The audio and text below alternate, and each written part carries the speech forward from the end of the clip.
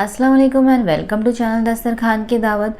जैसा कि आप जानते हैं कि सर्दियों का मौसम शुरू हो गया है, तो आज मैं आपके साथ शेयर करने जा रही हूँ ओट्स और ड्राई फ्रूट्स के लड्डू।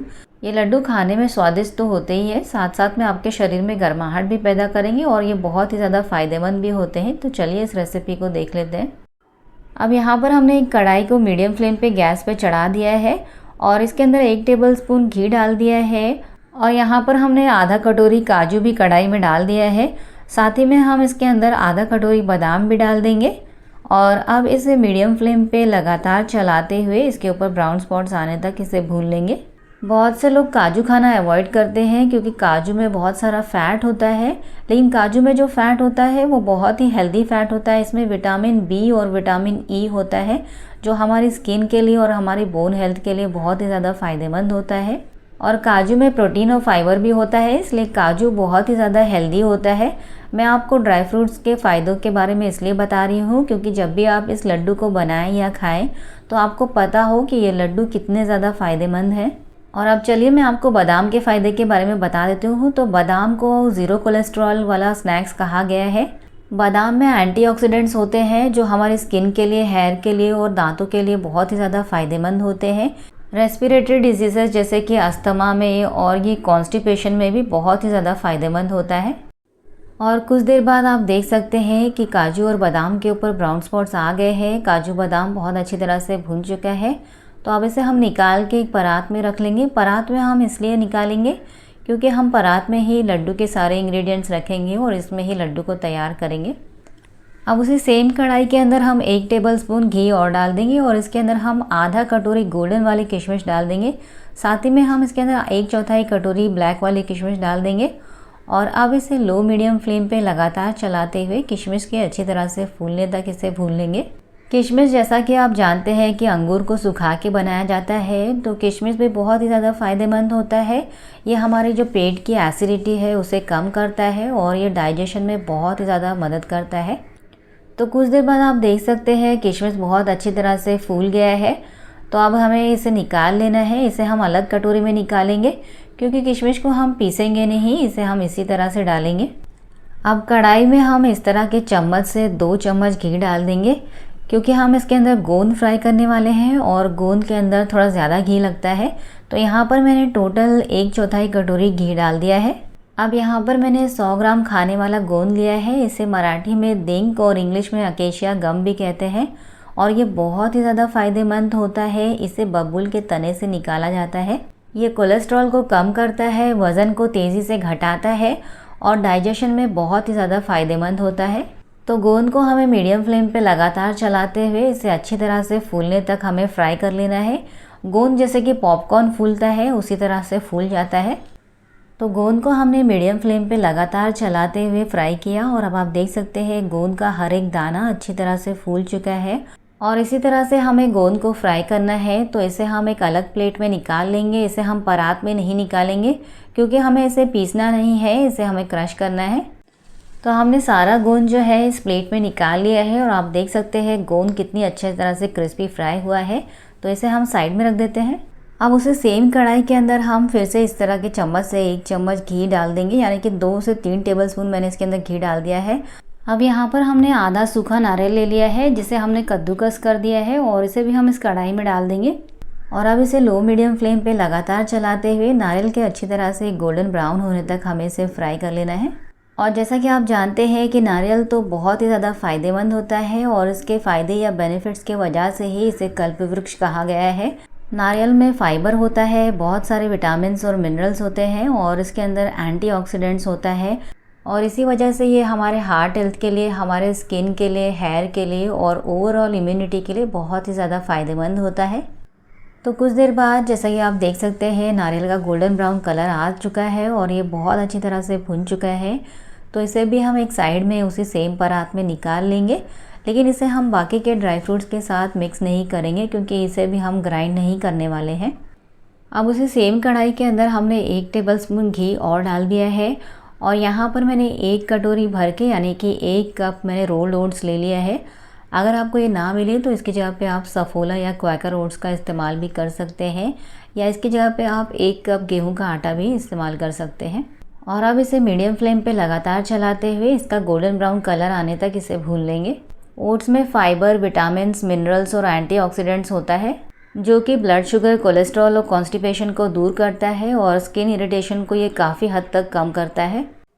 तो ओट्स को हमने मीडियम फ्लेम पे लगातार चलाते हुए भुना और अब आप देख सकते हैं ओट्स का गोल्डन ब्राउन कलर आ चुका है, ये बहुत अच्छी तरह से भुन चुका है।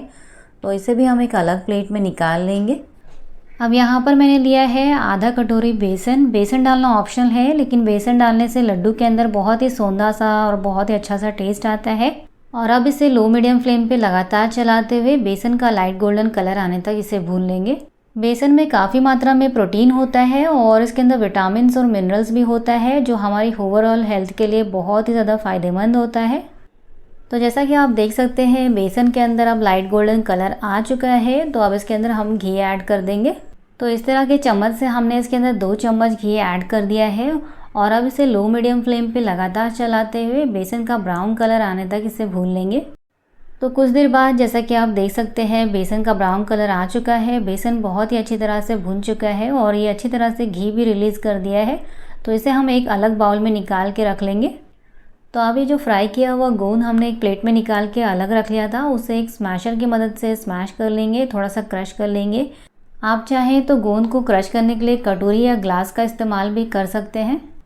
तो यहाँ पर आप देख सकते हैं गोंद को हमने इस तरह से क्रश कर लिया है। जिस तरह से नमक होता है, सी सॉल्ट होता है, उस तरह से हमने इसे क्रश कर लिया है। बहुत ज़्यादा हमें इसे बारीक नहीं करना है ताकि जब हम इसे लड्डुओं में डालें तो लड्डुओं के अंदर बहुत अच्छा सा क्रंच आए।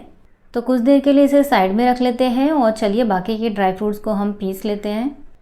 अभी जो काजू और बादाम हमने फ्राई करके इस परात में रखे हैं, इसे हम इस ग्राइंडर जार के अंदर डालेंगे और इसे दरदरा पीस लेंगे। तो ये देखिए काजू और बादाम को हमने दरदरा पीस लिया है। अब इसे इस परात में एक साइड में निकाल लेंगे और अब ये जो बाकी के बचे हुए काजू बादाम हैं इसे भी हम इस ग्राइंडर जार के अंदर डालेंगे और इसे पल्स मोड पे ऑन ऑफ करते हुए दरदरा पीस लेंगे। बचे हुए काजू बादाम को भी हमने दरदरा पीस लिया है, तो इसे भी हम इस परात में निकाल लेंगे। और एक चीज़ जो हमें पीसनी है वो है ये भुने हुए ओट्स। तो इसे हमें ग्राइंडर जार के अंदर डाल देना है और इसे भी हमें दरदरा पीस लेना है। पल्स मोड पे ऑन ऑफ करते हुए हम इसे दरदरा पीस लेंगे। इसे भी हमें बहुत ज़्यादा बारीक नहीं करना है। तो हमने यहाँ पर ओट्स को भी दरदरा पीस लिया है। अब इसे भी हम इस परात के अंदर निकाल लेंगे।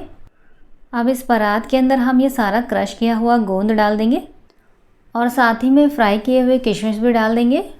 इसे थोड़ा सा मिक्स कर लेंगे और अब इसके अंदर हम भुना हुआ बेसन डाल देंगे और अब इसे हम अच्छी तरह से इस चम्मच की मदद से मिला लेंगे। कुछ देर बाद हम इसे हाथों की मदद से मिलाएंगे। हाथों की मदद से मिलाने से जो सारे इंग्रेडिएंट्स हैं, बेसन वगैरह, बहुत ही अच्छी तरह से मिक्स हो जाएंगे। तो इसे आप हाथों की मदद से ज़रूर मिलाएं। तो हमने सारे इंग्रेडिएंट्स को बहुत अच्छी तरह से हाथों की मदद से मिला लिया है। अब इसे कुछ देर के लिए साइड में रख देते हैं और चलिए गुड़ को मेल्ट कर लेते हैं। अब यहाँ पर हमने वही सेम कढ़ाई को अच्छी तरह से घस के ले लिया है और इसके अंदर 1 टेबलस्पून घी डाल दिया है और फ्लेम को हमने मीडियम रखा है। अब इसमें हम 300 ग्राम गुड़ डाल देंगे जिसे हमने छोटे पीसेस में कट कर लिया है। आप लाइट कलर का या डार्क कलर का किसी भी तरह का गुड़ इस्तेमाल कर सकते हैं। यहाँ पर मैंने लाइट कलर का गुड़ इस्तेमाल किया है और अब इसे लो मीडियम फ्लेम पे लगातार चलाते हुए गुड़ के पूरी तरह से मेल्ट होने तक इसे पका लेंगे। तो कुछ देर बाद जैसा कि आप देख सकते हैं गुड़ पूरी तरह से मेल्ट हो चुका है। तो अब इसके अंदर हम ये जो लड्डू वाला मिक्स है इसे डाल देंगे। तो लड्डू का मिक्स डालने के बाद हमने गैस के फ्लेम को बंद कर दिया है और अब इसके अंदर हम ऐड कर रहे हैं 3 टेबलस्पून पिस्ता। पिस्ता को मैंने पहले से ही घी में कट करके फ्राई करके रखा था। आप चाहें तो इसे डालें, वरना आप इसे डालना स्किप भी कर सकते हैं। और अब इसे बंद गैस पर ही 1 से 2 मिनट के लिए अच्छी तरह से मिला लेंगे। तो इसे हमने बहुत अच्छी तरह से मिक्स कर लिया है। तो ये हमारा लड्डू का मिक्स बिल्कुल तैयार है। चलिए अब इससे लड्डू तैयार कर लेते हैं। तो चलिए अब हम इस लड्डू के मिक्स से लड्डू तैयार कर लेते हैं। तो इस तरह से हाथों के बीच में दबाते हुए इसे गोल कर लेना है और इस तरह से आप एक हाथ से लड्डू तैयार कर सकते हैं, या तो आप चाहें तो दोनों हाथों का इस्तेमाल करके एक साथ में 2 लड्डू भी बना सकते हैं। दोनों हाथों का इस्तेमाल करके लड्डू बनाने से 2 लड्डू एक साथ में बन जाते हैं, जिसकी वजह से सारे लड्डू बहुत ही आसानी से जल्दी से बन के तैयार हो जाते हैं। और इस तरह से हम सारे लड्डू बना के तैयार कर लेंगे। तो यहाँ पर हमने सारे लड्डू बना के तैयार कर लिए हैं और आप देख सकते हैं देखने में भी ये कितने ज़्यादा मज़ेदार और कलरफुल दिख रहे हैं और ये खाने में भी बहुत ही ज़्यादा मज़ेदार बने हैं और ये कितने ज़्यादा फ़ायदेमंद हैं इसके बारे में तो मैंने आपको इस वीडियो में बता ही दिया है। तो आप इन सर्दियों में, इस ठंड के मौसम में आप इसे ज़रूर बना के ट्राई करें। इस लड्डू को रोज़ आप एक सुबह खाएं, इससे आपके शरीर में गर्माहट तो पैदा होगी, साथ साथ में ये आपको हर तरह की बीमारी से और कमज़ोरी से भी बचाएगा। तो अगर आपको ये हेल्दी से मज़ेदार से लड्डू की रेसिपी पसंद आई है तो प्लीज़ इस वीडियो को लाइक कीजिए, चैनल को सब्सक्राइब कीजिए। मिलते हैं ऐसी ही मज़ेदार और एक्साइटिंग रेसिपीज़ के साथ, तब तक के लिए अल्लाह हाफिज़।